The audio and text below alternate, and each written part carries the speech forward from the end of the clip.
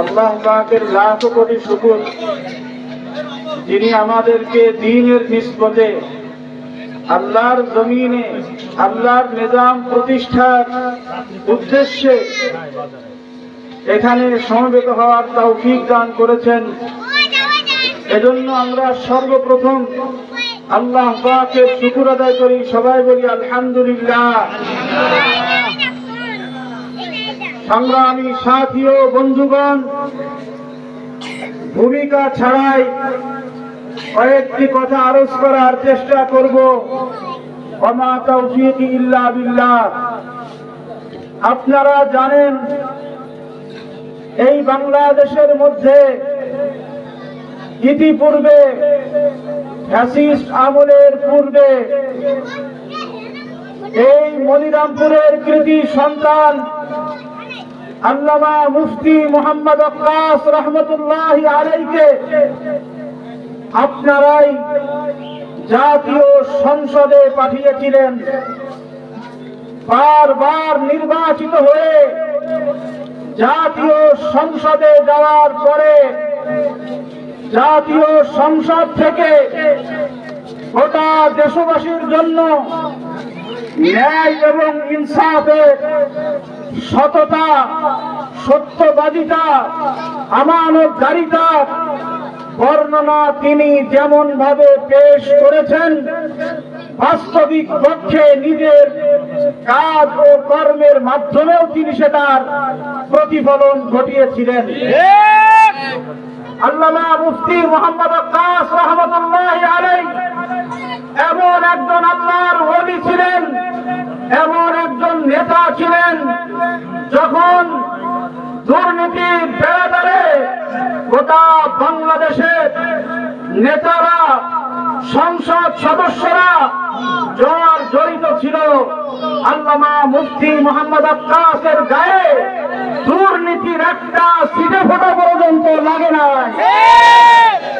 আল্লামা মুফতি মুহাম্মদ আক্কাস রহমতুল্লাহি আলাইহি এমন ব্যক্তি ছিলেন, যিনি যার আমলে এই যে পুরাতন ওই সময় যত মসজিদ ছিল 100 ইউনিট করে বিদ্যুৎ বিল যে মওকুফ, এটা আল্লামা মুফতি মুহাম্মদ আক্কাস রহমতুল্লাহি আলাইহি করেছিলেন। সারা বাংলাদেশের মধ্যে রোড, ব্রিজ, কালভার্ট, মসজিদ, মন্দির, সরকারি যে সমস্ত বরাদ্দ এসেছে, ন্যায় ইনসাফের সাথে দল মতে উঠে উঠে তিনি কি করেছেন? বন্টন করেছেন। এমনকি আমি সংক্ষেপে আপনাদেরকে একটা ঘটনা শোনাতে চাই। 12 নম্বর শ্যামপুর ইউনিয়নের অন্তর্গত চিনাটোলা বাজার, আমরা নাম জানি না, ওই চিনাটোলা বাজারে আজও একজন হিন্দু আছে ব্যবসায়ী, সুকুমার নাম। কি নাম? সে আজও বেঁচে আছে। তখন মুফতি সাহেবুর রহমতুল্লাহি আলাইহি রানিং এমপি, সুকুমার হিন্দু, তার জায়গা জমি নিয়ে একজন মুসলমানের সাথে গন্ডগোল হয়েছিল। তাও আবার এমন একজন ব্যক্তির সাথে যেই লোক হুজুরের আবার খুব মহব্বত করে, আবার নির্বাচনও করেছিল নিজের জাতির পয়সা খরচ করে। কিন্তু ওই লোক জানতো, আমি যদিও হুজুরের পিছনে রাজনীতি করেছি, কিন্তু মুফতি আক্কাস তো এমন ব্যক্তি যিনি ন্যায় এবং ইনসাফের পক্ষে থাকবেন। চাই আমি তার লোক হই আর না হই, এটা তিনি দেখবেন না। কোন দলের কোন মতে, এটা মুফতি আক্কাস রহমতুল্লাহি আলাইহি দেখতেন না। সে কি করলো? সে অন্যান্য কিছু নেতাদেরকে নিয়ে গেল, আজও তারা বেঁচে আছে। আর হিন্দু সুকুমার চিন্তা করলো, আমার যদি ন্যায় ইনসাফ পেতে হয় তাহলে মুফতি আক্কাস সাহেবের বিকল্প নেই। সে গোপনে মুফতি সাহেবকে বলল, হুজুর, চিনাটোলা বাজারে আপনার অমুক দিন একটু যেতে হবে।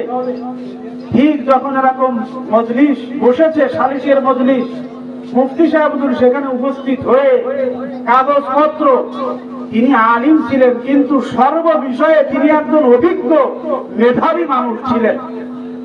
আমিনগিরি, এই যে জমিন মাপা, কাগজপত্র, এগুলো তিনি ভালোই বুঝতেন। তিনি কাগজপত্র সব দেখে বললেন, এই জমির হকদার হলো এই সুকুমার। কাজেই আরো হিন্দুরা এবং অন্যান্য লোকেরা বসেছিল, আজকে মুফতি ওয়াক্কার সাহেব কি ফায়সালা করেন এটা আমরা দেখবো। ফায়সালা করার পরে সবার মুখে একটা বাক্য ছড়িয়ে পড়লো, যদি ন্যায়ের পক্ষে হকের পক্ষে যদি কোনো লোক থাকে সেটা মুফতি মোহাম্মদ ওয়াক্কাস। আল্লামা মুফতি মোহাম্মদ ওয়াক্কাস রহমতুল্লাহি আলাইহি, তিনি যে আল্লাহর ওলি ছিলেন, তার জরিজন্ত একটা কারামত হলো, তিনি যখন ক্ষমতায় ছিলেন, যখন বর্তমান এখন যারা নেতা হয়ে উঠতেছে, ওই নেতার ছেলেদের অবস্থা কি বলেন তো? নেতার সেই কি কম না বেশি? নেতার যে জেলা চামুন্ডা, তাদের ঠেলাই তো অস্থির, আর ছেলে হলে তো কোনো কথাই নেই। বাপ যদি এমপি হয় তো ছেলে তো মন্ত্রীর থেকে বেশি পাওয়ার নিয়ে চলে। বাপের গাড়িতে যদি কানিতে থাকে সংসদের যে লোগো, ছেলের গাড়িতে ৩-৪টি থাকে, সামনেও থাকে পিছনেও থাকে। কিন্তু আল্লামা মুফতি মোহাম্মদ ওয়াক্কাস রহমতুল্লাহি আলাইহি বারবার আপনারা তাকে সংসদে পাঠিয়েছেন, তার কোন একটা ছেলের নাম কি শুনেছেন যে অমুক ছেলে এই মাতবাড়ি করেছে? না। উপজেলার মধ্যে পর্যন্ত কোনদিন, থানায় পর্যন্ত কোনদিন নিজেদের ছেলেদেরকে যেতে দেন নাই। আজকে সেই যোগ্য পিতার যোগ্য সন্তান আল্লামা রশিদ বিন ওয়াক্কাস, তিনি আমাদের নেতা। আগামী দিনে এই মনিরামপুরের মাটি মানুষ ইনশাআল্লাহ যদি আমরা তাকে সংসদে পাঠাতে পারি, আমরা ইনশাআল্লাহ স্বাচ্ছন্দ্যে থাকতে পারবো। কি বলে? তো আমরা কি সবাই দল মত নির্বিশেষে আল্লাহর ওলি যোগ্য একজন নায়েবে নবী আলিমে দ্বীন রশিদ বিন ওয়াক্কাসের পাশে থাকবো ইনশাআল্লাহ? আমাদের নেতাকে রশিদ ওয়াক্কাস, আমাদের নেতাকে রশিদ ওয়াক্কাস আগামী দিনে যে কোনো মূল্যে হোক ইনশাআল্লাহ জাতীয় সংসদে মনিরামপুরের পক্ষ থেকে গোটা বাংলাদেশের ইসলাম এবং মুসলমানের নেতৃত্ব প্রদান করবেন আর আপনার নেতা রশিদ বিন ওয়াক্কাস। আমাদের কথা হবে, আমরা একজন আলিম প্রার্থীকে চাই, নাকি বলেন? আমাদের এই মনিরামপুরের মাটি আল্লামা মুফতি মোহাম্মদ ওয়াক্কাসের ঘাঁটি।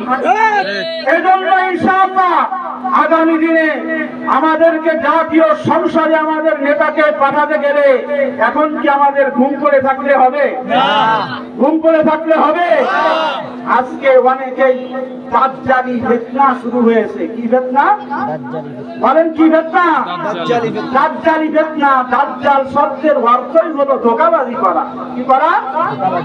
ওই ধোঁকাবাজির বংশ দাজ্জাল একজন ব্যক্তি হবে, তার কর্মকাণ্ডের মধ্যে সব দাজ্জাল থাকবে, মানে ধোঁকাবাজি। আজকে তো আমরা দেখতেছি জান্নাতের সার্টিফিকেটও বিক্রি হচ্ছে। জান্নাত কি তোমার পৈতৃক সম্পত্তি? জান্নাত কি কারোর বাপের কিনা? আজকে এই ধোঁকার পিছনে পড়া যাবে না, ধোঁকাবাজির পিছনে চলা যাবে না। সিদ্ধান্ত নিতে হবে দ্বীন ও শরীয়ত সম্পর্কে যারা অভিজ্ঞ আলিম, আল্লামা রশিদ বিন ওয়াক্কাস আমার আপনার নেতা, একাধারে তিনি একজন হাফিজে কোরআন, আলিমে দ্বীন, দারুল উলুম দেওবন্দের কৃতি সন্তান। তিনি শরীয়ত বেশি বুঝবেন নাকি দ্বীন ও শরীয়ত নিয়ে যারা পড়ে নাই, মাদ্রাসার বারান্দায়ও যায় নাই, আজকে তারা জান্নাতের সার্টিফিকেট দিয়ে বেড়াচ্ছে। পুজোর মণ্ডপে গিয়ে আমরা হিন্দুদের বিরোধী নই, হিন্দু ভাইয়েরা তাদের নিরাপত্তা আল্লামা মুফতি মোহাম্মদ ওয়াক্কাস রহমতুল্লাহি আলাইহি দিয়েছিলেন, আমরাও দিব, আমাদের নেতাও দিবেন। তাদের যে নাগরিক অধিকার, এই অধিকার পরিপূর্ণ তাদের দেওয়া হবে। এর মানে তো এই না হিন্দুর পূজায় কি আমি অংশগ্রহণ করতে পারি? আমার ইসলাম আমার ধর্মকে অনুমতি দেয় এই কালী টুপি এবং পোশাক নিয়ে আমি তো মন্দিরে যেতে পারি না, পারি? আমি আমার দ্বারা মন্দিরের কোনো ক্ষতি হবে না, সে বাংলাদেশের নাগরিক, সমস্ত অধিকার সে পাবে।